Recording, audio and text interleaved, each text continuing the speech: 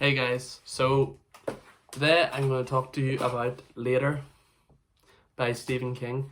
This is my first, unbelievably, this is my first novel by Stephen King in my lifetime that I can remember. I think I may have read a few of his books when I was a kid, but I can't remember.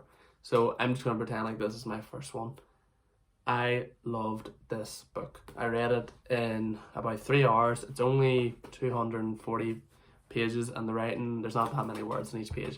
So I really enjoyed it. And I'm going to pick up more. I have Stephen King's It and the Institute on my shelf to read.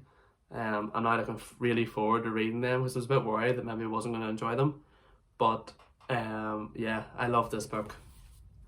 Highly recommend. I think it's only £3 in Tesco's if you're from the UK. It's only £3 from your local Tesco's at the moment. They're doing a deal on it. So I picked it up and I just thought I'd start reading it when I had a bit of spare time. And I love the characters. I don't know if I want to do spoilers or not. I can't decide. Anyway, my positives. It is a horror story. I thought it was just going to be a crime story, but no, it is a horror story about this character who can see dead people. He can see dead people. That's talked about in the first chapter, so it's not a massive spoiler. He can see dead people. His mom works as an editor for like books and stuff, but she gets mixed up in the financial crash of 2008 because she invested in the James Mackenzie Fund, which you'll know about. So that causes a lot of problems, and she ends up using her son to try and help her get out of that. That's the first thing. That's with the powers. He's not a big fan of the powers. Obviously, as a child, seeing dead people isn't going to give you happy dreams. It's going to give you nightmares. So, he struggles with that. It's written from the perspective of Jamie when he was older.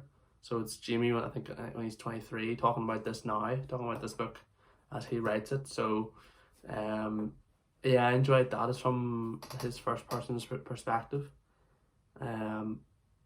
But overall, his mom is dating this person called Liz, and she is a cop, and there's a whole story with her, and you think she's a nice person, she's not.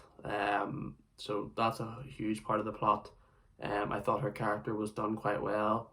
I feel like this book talks a lot about how the financial crisis affected a lot of people and changed people from being good people to not so good people. And Jimmy's just mixed up all in that. There's a really lovely character in here.